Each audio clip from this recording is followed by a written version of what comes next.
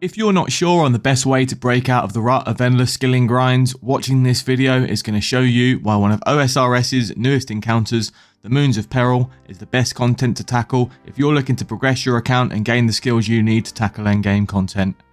If you're already in the endgame and you're wishing it was tuned to be a more difficult fight, I think this video will change your mind. The Moons of Peril takes place in the Naepotzli dungeon, containing 3 bosses represented by different themes: Blood, Frost and the Eclipse. Each boss has its own mechanics and weaknesses, and you need to take these into account when fighting them. If you kill the bosses, you get to open the Lunar chest, and depending on the bosses you've killed, you'll get a chance at the corresponding armor sets. You'll also have to navigate a dungeon to find your way to the bosses and loot the chest. If you've done the Barrows, imagine that, but with mechanics that aren't 15 years old. If you have base 70 melee stats, you should have no trouble with these bosses once you've learnt the mechanics. A great feature of these bosses is that you don't need expensive strength boosting gear to maximise your efficiency. All 3 bosses have a unique mechanic, but the general outcome is that the more damage you take, the harder the boss is going to be to kill. This makes cheaper gear, like the Barrows armor sets, a viable option for players without millions and millions of gold. Before you get started, if you haven't already, you'll need to have done the Perilous Moons quest. This quest will walk you through your first kill of the bosses.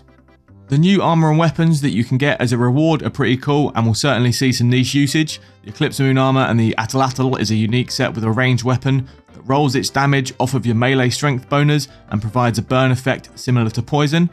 The Blue Moon armor is an interesting take on the battle mage concept, with successful freeze attacks providing you a chance to get in a free melee hit. And the Blood Moon armor with its dual Naepotzli has a chance to hit 1 tick sooner after a successful hit. These aren't endgame boss raid killing sets, but they certainly have some cool utility features and interesting mechanics. The real reward from this dungeon, however, is the value it provides to mid-level players. Scurious has recently bridged the gap between the early and mid-game, and this boss fight seems to be looking to provide the same kind of gap filler between the mid and late game content. Let's have a look at some of the mechanics we'll see in this dungeon. Jaguars during the Blood Moon boss require a step back mechanic, pretty much exactly the same as the final boss of the Theatre of Blood, Verzik Vatur.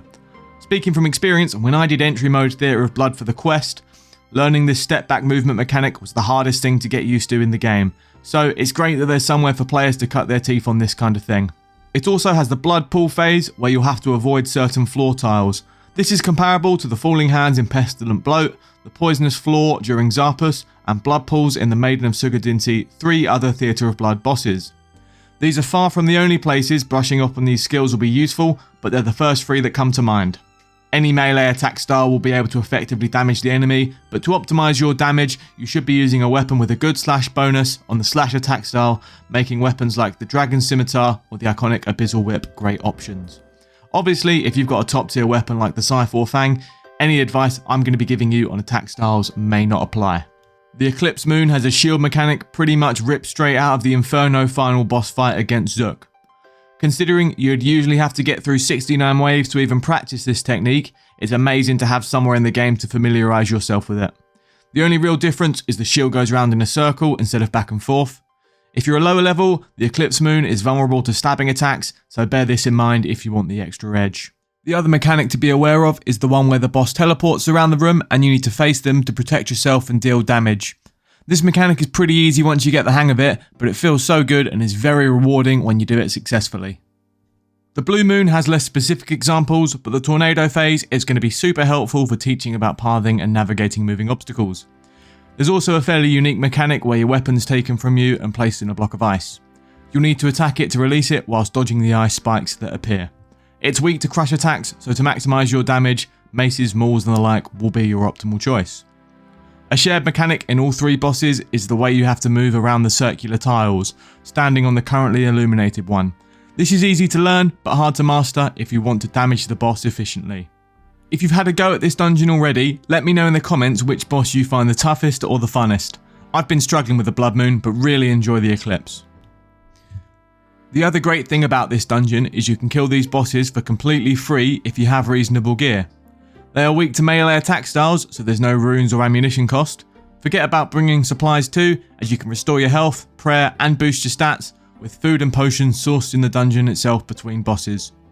You can fish for bream and catch moss lizards, which can be cooked at the campsites, and there are moonlight potions made from ground moonlight grubs that restore prayer and boost your stats, similarly to a super combat potion. Don't forget to make yourself a cup of tea whilst you stop off at the campsite too to restore your run energy. With all these free supplies, you can literally stay here all day, and if you do want to change your loadout, you can access a bank just outside the main entrance to the dungeon. This content has clearly been designed as a training ground for the mid-level players. I'm finding it so useful for getting my skills up, and whilst I'm still learning, I can already see how it's going to make tackling harder content way less intimidating. If some of these mechanics are familiar, there's going to be way less to learn.